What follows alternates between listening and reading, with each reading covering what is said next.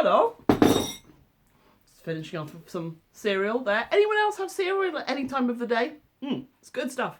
Welcome to the 1st of April. Look, here's my calendar. It's now changed. It's now April. New month and all that. And for those of you wondering, yes, this morning's video was an April Fool. I have now changed the name. We are not changing any group names. And it is an absolute joy to teach you guys. So don't worry about any of that. That's not going to change. I hope it was fun. I hope you enjoyed it. It was an April Fool.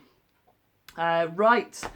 I've been reading something. It's actually last week or the week before. It all merges into one now, doesn't it?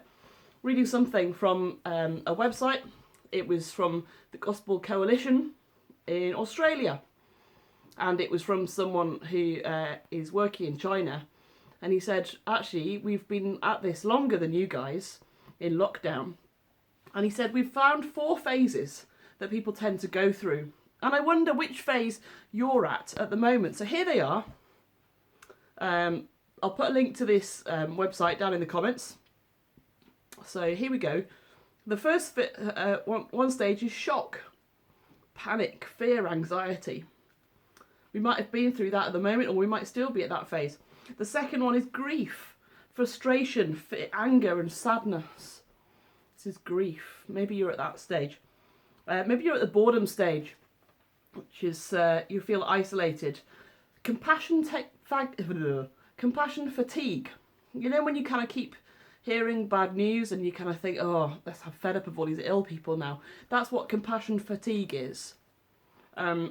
Because it tires us out of being compassionate. And that can come. And doesn't mean you're a bad person. It just means that we're at that stage. And we need to keep working at being compassionate for one another. Sinful habits might come in at this time. Or feeling disconnected from other people. And so if you're at this stage, you really need to make sure you keep in touch with other people. You keep watching these videos. You keep WhatsApping your friends. Even get in touch with me, get in touch with other people, other youth leaders, you know. Or maybe you're at the tiredness stage because we've had lack of exercise generally, and we've had a lot of indoor time, probably a lot of screen time. And maybe you're just tired with having to do school at home, all the schoolwork that you've been sent by your teachers, and you have to do that at home, and maybe you're in the tiredness phase. Well, that really helped me learning about those phases. And I hope helped you as well, just to kind of know that all these reactions to these things are actually what everyone else is feeling as well. And as long as we take them to the Lord, it's okay. It's okay to have them.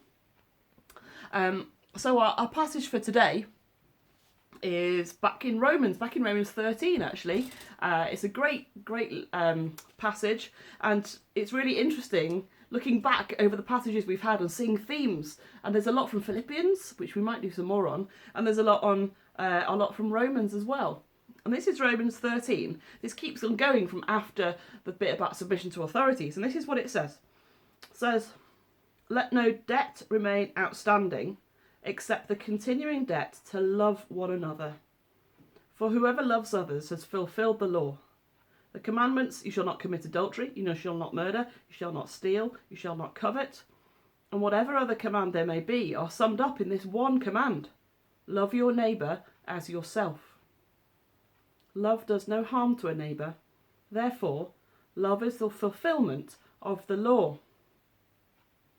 So whatever we're feeling, we still have this command to love one another, to show God's love to one another. And who is our neighbour?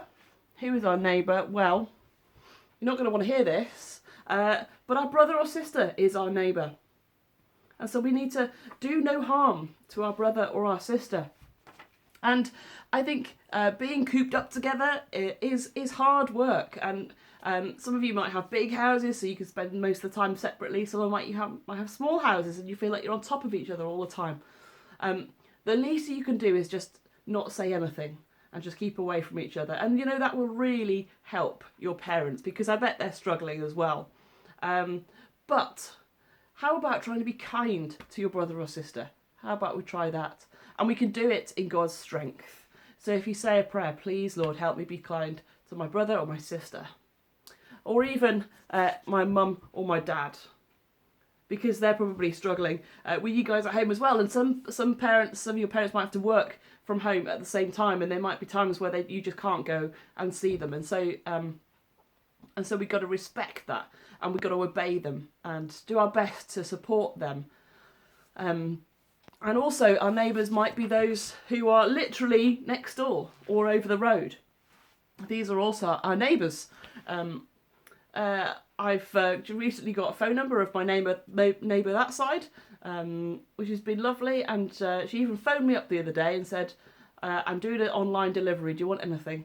Which is so kind, wasn't it? Just those little things make a big difference. I actually don't know if you've ever seen the recent Cadbury's advert. You know, when the ball keeps going over to the next door neighbours and these kids keep knocking the ball over to the next door neighbours by accident, and the man keeps throwing it back. And one day the kids throw over a Cadbury's chocolate bar, and they say, you don't have to throw that one back, Mr. So-and-so. Just a kind thought like that. And the other people who are our neighbours are people who are lonely and isolated. And just to try and think of those, maybe you've got friends who live in one of the different villages outside of Bath or outside of wherever you live. Maybe they feel the distance as well. Even though none of us here in the city can see each other, maybe it just feels like they feel far away. So just keeping in touch with them.